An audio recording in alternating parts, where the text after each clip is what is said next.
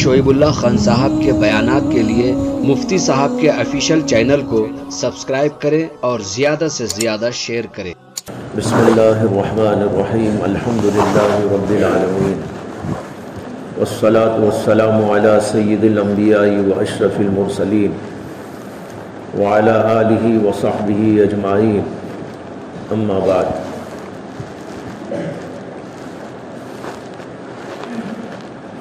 آپ کے سامنے مسلم پرسن اللہ کے کچھ مسائل پر اظہار خیال کیا جا رہا تھا اور یہ بتانے کی کوشش کی جا رہی ہے کہ دین اسلام ایک مکمل، معقول، نہایت مفید، جامع قانون ہے، ہر اعتبار سے بے غبار ہے، اس لیے کہ اس کو بنانے والا تو اللہ ہے جو سب انسانوں کو بنانے والا ہے، کائنات کو پیدا کرنے والا ہے، ہمارے نفسوں کو پیدا کرنے والا ہے، ہمارے دلوں کے جذبات کو پیدا کرنے والا ہے۔ وہی سب کچھ جانتا ہے کہ کیسا قانون ہونا چاہیے، اس لیے اس نے جو قانون بنایا بالکل معقول قانون بنایا۔ جن مسائل پر اعتراض کیا جاتا ہے ان میں سے ایک مسئلہ طلاق کا مسئلہ بھی ہے۔ کہنے والے کہتے ہیں کہ اسلام کے اندر طلاق کا اختیار مرد کو دیا گیا ہے، جس کی وجہ سے بہت ناانصافی اور ظلم ہو رہا ہے، لوگ بے تحاشا طلاقیں دے رہے ہیں، اور یہ بھی کہتے ہیں کہ جب نکاح ہو گیا تو نکاح کے بعد طلاق کا اختیار ہی نہیں ہونا چاہیے تھا، بس جوڑا بن گیا، زندگی کا گھوڑا بن گیا، اب اس کے بعد کٹنے کا سوال کیا ہے، اس کے بعد طلاق کا سوال کیا ہے، بس بن گیا تو بن ہی جانا چاہیے، یہ کبھی ٹوٹنا نہیں چاہیے۔ بظاہر یہ نعرہ بڑا معقول نظر آتا ہے، خوبصورت بھی ہے، دل کو اپیل کرنے والا بھی ہے، چنانچہ عیسائی مذہب میں طلاق نہیں ہے، عیسائی مذہب میں طلاق نہیں، بس شادی ہو گئی تو بس ہو ہی گئی، اب ان کے درمیان میں ٹوٹنے کا سوال نہیں پیدا ہوتا۔ اسی طرح ہندو مذہب کے اندر بھی طلاق نہیں، بس جوڑا بن گیا تو جوڑا بن گیا، اس کے بعد کبھی وہ ٹوٹ نہیں سکتا۔ تو یہ لوگ کہتے ہیں کہ جیسے ہمارے مذہب میں ہے کہ طلاق نہیں ہے، جب شادی ہو جاتی ہے تو ہمیشہ کے لیے شادی ہو جاتی ہے، اور اس لیے اسلام کے اندر بھی ایسے ہی ہونا چاہیے تھا کہ اس میں طلاق کا کوئی ذکر ہی نہ ہوتا، طلاق کا کوئی مسئلہ ہی نہ ہوتا، طلاق کا کوئی حکم ہی نہ ہوتا۔ جیسے کہ میں نے کہا بظاہر یہ نعرہ بڑا معقول ہے، لیکن کچھ حالات کو سمجھنے کے بعد، دنیا کو دیکھنے کے بعد، ماحول پر نظر ڈالنے کے بعد، لوگوں کے جذبات کے تقاضوں کو دیکھنے کے بعد انشاءاللہ ہر آدمی یہی فیصلہ کرے گا کہ قرآن اور حدیث نے جو کہا وہ بالکل معقول ہے۔ اس کو میں تھوڑا سا آسان کر کے سمجھانے کی کوشش کرتا ہوں۔ سب سے پہلے تو ذہن میں یہ رکھو کہ اسلام بھی یہی کہتا ہے کہ نکاح ہونے کے بعد طلاق نہیں ہونا چاہیے، یہی پسندیدہ ہے، یہی افضل ہے، بڑا ثواب کا کام ہے، معقولیت بھی ہے کہ جب نکاح ہو گیا لڑکے اور لڑکے کا، لڑکی اور لڑکے کا، تو پھر اس کو نبھانے کی ہر ممکن کوشش کرنا چاہیے۔ شریعت نے اس پر ترغیب دی ہے، اس کو نبھانے کا طریقہ بتایا ہے۔ اگر اختلاف ہو جائے لڑکے اور لڑکی کے درمیان تو ان کو کس طریقے پر انگیز کیا جائے، سمجھایا جائے، نصیحتیں کی جائیں، اور ان دونوں کو جوڑنے کی کیسی کوششیں کی جائیں، اس کے لیے تو مستقل اللہ کے قانون کے اندر ہدایات موجود ہیں۔ یہ نہیں کہ جناب چھوٹی چھوٹی بات کے اوپر کوئی طلاق دینے دے گے، اسلام کہے کہ صحیح ہے، ایسا نہیں ہے۔ ایک صاحب ایک بار ہمارے پاس آئے تھے مسئلہ پوچھتے ہوئے کہ میں نے اپنی بیوی کو 3 طلاق دے دی ہے،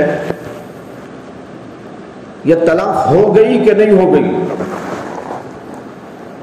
مجھ سے ہی آ کے انہوں نے پوچھا، نوجوان تھا اور اس وقت میں بھی نوجوان ہی تھا، نہیں تو خالی جوان تو تھا، بہت سال پہلے کی بات بول رہا ہوں۔ تو ایک نوجوان آیا اور آ کر پوچھنے لگا کہ میں نے بیوی کو 3 طلاقیں دے دی ہیں، کیا وہ پڑ گئی؟ تو میں نے اس سے پوچھا کہ بھئی آپ نے طلاق دی کیوں؟ طلاق دینے کی وجہ کیا بنی؟ تو کہنے لگا کہ میں نے کہا تھا کہ پانی گرم کر دینا، لیکن پانی اس نے گرم نہیں کیا تو میں نے طلاق دے دی۔ میں نے کہا پانی تو گرم نہ ہوا، آپ گرم ہو گئے۔ پانی تو گرم نہ ہوا، آپ گرم ہو گئے، پانی سے زیادہ گرم ہو گئے۔ یہ حال ہوتا ہے نوجوانوں کا۔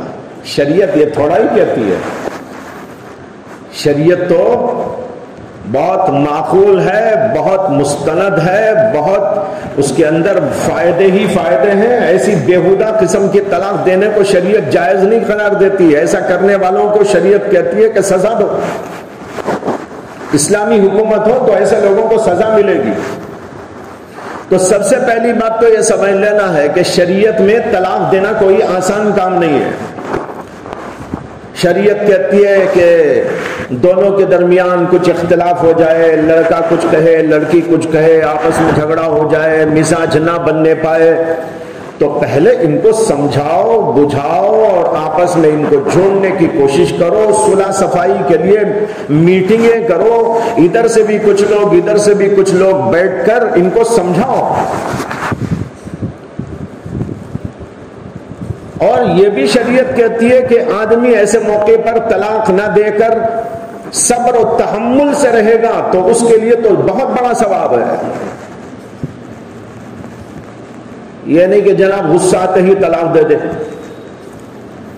ایسے ایک اور قصہ بھی پیش آیا، ایک صاحب میرے پاس آئے تھے اپنی بیوی کی غلطیاں بتاتے ہوئے، میری بیوی یہ کرتی ہے وہ کرتی ہے، ایسا کرتی ہے ویسا کرتی ہے، میں بہت پریشان ہو گیا ہوں، ایسا ہو گیا ہے اور میں اسے چھوڑ دینا چاہتا ہوں وغیرہ وغیرہ۔ تو میں نے اس سے کہا کہ بھائی ایک حدیث میں آتا ہے کہ نبی اکرم صلی اللہ علیہ وسلم جا رہے تھے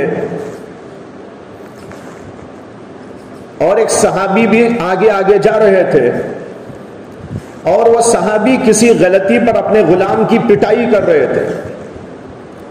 اللہ کے نبی علیہ السلام پیچھے تھے۔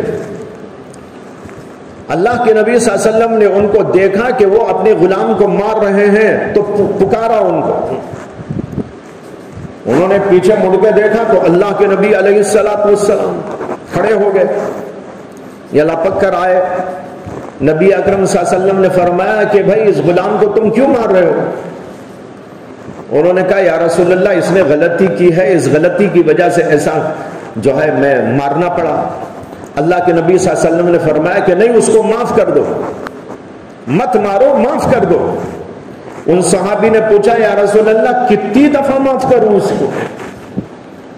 کتنی دفعہ؟ بڑی غلطیاں کرتا ہے، بار بار غلطیاں کرتا ہے، کتنی دفعہ معاف کروں میں اسے؟ اللہ کے نبی صلی اللہ علیہ وسلم نے فرمایا کہ اگر دن میں 70 دفعہ غلطی کرے تو 70 دفعہ معاف کر دو۔ 70 دفعہ غلطی کرے تو 70 دفعہ معاف کر دو۔ میں نے اس نوجوان کو سنا کر کہا جب غلام کو اللہ کے نبی یہ فرما رہے ہیں کہ 70 دفعہ غلطی کرے تو 70 دفعہ معاف کر دو، تو بتاؤ کہ غلام کا درجہ زیادہ ہے یا تمہاری بیوی کا درجہ زیادہ ہے؟ کہنے لگا بیوی کا۔ کہا جب غلام کو 70 دفعہ معاف کرنا ہے تو آپ کو بیوی کو تو 1000 دفعہ معاف کرنا چاہیے۔ تو سمجھ گیا نوجوان۔ پھر میں نے کہا بہت اچھا کیا کہ تم میرے پاس میں آ گئے، ورنہ تو اس کا ارادہ یہ ہو گیا تھا کہ میں اسے طلاق دے دوں گا۔ تو شریعت یہ کہتی ہے معاف کرو، غلطیوں سے درگزر کرو، سمجھاؤ، سب ہونے کے بعد اس کے باوجود بھی کبھی ایسا ہو سکتا ہے کہ دونوں کے مزاج کے اندر کوئی ہم آہنگی نہ پیدا ہو۔ بعض لوگ جو ہیں مزاج بالکل الگ الگ ہوتے ہیں۔ ایک حدیث میں آتا ہے کہ نبی اکرم صلی اللہ علیہ وسلم نے فرمایا کہ اللہ تبارک و تعالیٰ نے جو ارواح کو پیدا کیا تھا وہ ایک جگہ پر جمع کیا تھا، جو وہاں جمع کیا تھا تو ان میں بعض ایسا کھڑے تھے کہ چہرہ در چہرہ ایسا سامنے آمنا، بعض ایسا کھڑے تھے پیٹھ در پیٹھ، سمجھ میں آیا، اور بعض ایسا کھڑے تھے ایک کی پیٹھ اور ایک کا چہرہ۔ اللہ کے نبی نے فرمایا کہ جو چہرہ در چہرہ تھے ان میں محبت رہتی ہے، جو پیٹھ در پیٹھ رہتے ہیں ان میں دشمنیاں رہتی ہیں، اور جن کا ایک چہرہ ادھر ہے پیٹھ ادھر، یہ تو اسے نہیں چاہے گا، یہ اسے چاہے گا۔ سمجھ میں آ رہا؟ یہ اللہ نے جب بنایا ہم سب کو تو وہاں کیف متفق کھڑا کیا گیا تھا، کوئی ایسا کوئی ایسا کوئی ایسا، کوئی ادھر کوئی ادھر۔ اب اس کا اثر ہے کہ جب دنیا میں انسان آتا ہے تو کسی دو کے اندر محبتیں ہوتی ہیں، کسی دو کے اندر دشمنیاں ہوتی ہیں، اور کبھی ایسا بھی ہوتا ہے کہ ایک طرف سے دشمنی اور دوسری طرف سے محبت کا معاملہ ہوتا ہے۔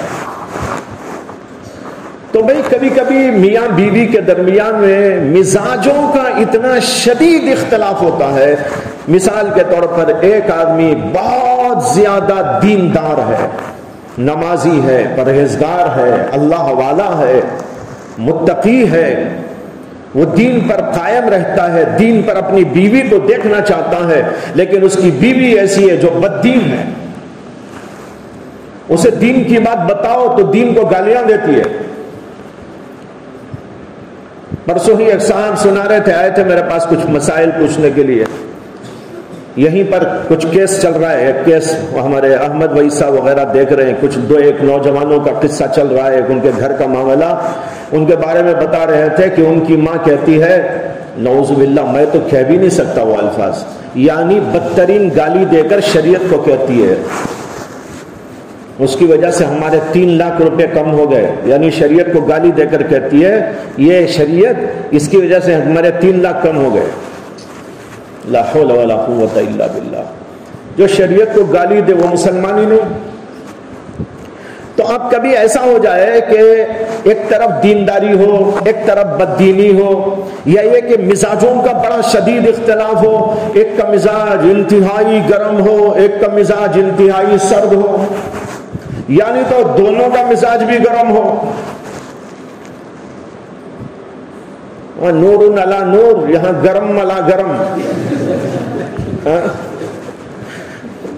تو کیا بنتا ہوگا گھر کا؟ جہنم۔ اور گھر کیا ہے؟ جہنم۔ اب ایسی صورت میں سمجھا دیا، بجھا دیا، بتا دیا، لوگوں کو جمع کر کے سمجھا دیا، دارالقضا میں بلا کے سمجھا دیا، علماء نے بٹھا کر سمجھا دیا، لیکن کوئی تبدیلی نہ ادھر ہے نہ ادھر ہے۔ اب کیا کیا جائے؟ شریعت کہتی ہے کہ بھائی اب تو بہتر یہ ہے کہ ان کو جدا کر دو۔ کیا کرو؟ جدا کر دو۔ وہ اپنی پسند کہیں کر لے شادی، یہ اپنی پسند سے کہیں کر لے اور عافیت کی زندگی کرے، ورنہ تو جہنم میں رہنے کی کیا ضرورت ہے؟ وہ جہنم آنے سے پہلے دنیا کی جہنم میں جلنے کی کیا ضرورت ہے؟ اس لیے ان کو جدا کر دو۔ جب ہر طرح سمجھا دیا، بجھا دیا، اب کوئی بات بننے کی نہیں ہے، تو اب ان کو اسی طرح رکھنا نہیں نہیں نہیں نہیں، تم ایسی مرتے رہو۔ بتاؤ یہ عقل مندی کی بات ہے یا جدا کر دینا عقل مندی کی بات ہے؟ یہی نا، شریعت یہی تو کہہ رہی ہے، جو آپ کہہ رہے ہیں شریعت وہی کہہ رہی ہے بھائی سمجھایا بجھایا سب کچھ ہو گیا، لیکن جب کہیں سے بھی دونوں کے اندر اتفاق اور اتحاد اور پیار و محبت کی فضا نہیں پیدا ہو رہی ہے، اور جہنم گھر جہنم کا نمونہ بن جا رہا ہے، اور یہ اس کا حق ادا نہیں کرتے، یہ اس کا حق ادا نہیں کرتے، اور اس طریقے پر گھر ہے کہ جو گھر اللہ نے دنیا میں راحت کے لیے بنایا تھا وہ ان کے لیے جہنم بن گیا ہے، تو اس لیے بہتر یہ ہے کہ دونوں کے بارے میں اب یہ فیصلہ کر دو کہ جدا ہوگا، لہذا طلاق دے دے۔ یہ طلاق نہیں دیتا تو وہ خلا لے لے، بہرحال کسی نہ کسی طرح دونوں کے درمیان میں سپریشن کر دیا جائے، جدائی کر دی جائے، تاکہ اپنی اپنی پسند کے ساتھ وہ اپنی زندگی کر سکے۔ یہ ہے شریعت کا فلسفہ۔ اب بتائیے کہ اس صورت کے اندر شریعت اگر کہتی ہے ضرورتاً طلاق دے دو اور یہ طلاق ٹھیک ہے، تو یہ قانون اللہ کا بالکل صحیح ہے یا نہیں ہے؟ یہ قانون کیا صحیح ہو سکتا ہے کہ نہیں وہ لڑے جھگڑے مرتے رہیں اور دونوں میں اختلاف رہے، یہ نہ اس کی سنے نہ وہ اس کی سنے، اور جہنم کا گھر جو ہے نمونہ بن جائے، اس کے باوجود بھی ہم کہیں نہیں اسی طرح مرتے رہو جیسے ہندو لوگوں کے ہاں ہے یا جیسے عیسائی لوگوں کے ہاں ہے؟ تو یہ کیا معقول ہے؟ نہیں، وہ غیر معقول ہے، یہ معقول ہے۔ معلوم ہوا شریعت کا قانون بالکل صحیح قانون ہے۔ بات سمجھ میں آ گئی؟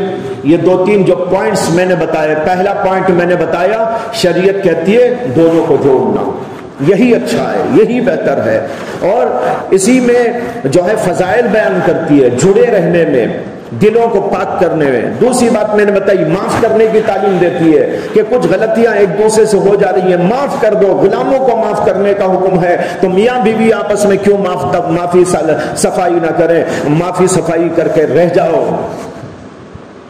سمجھاؤ بجھاؤ۔ لیکن یہ ساری چیزیں نہیں کام آتی اور پھر بھی دونوں کا مزاج نہیں جڑتا، آخری میں جا کر یہ ہے کہ طلاق دے کر آرام کی زندگی گزارو۔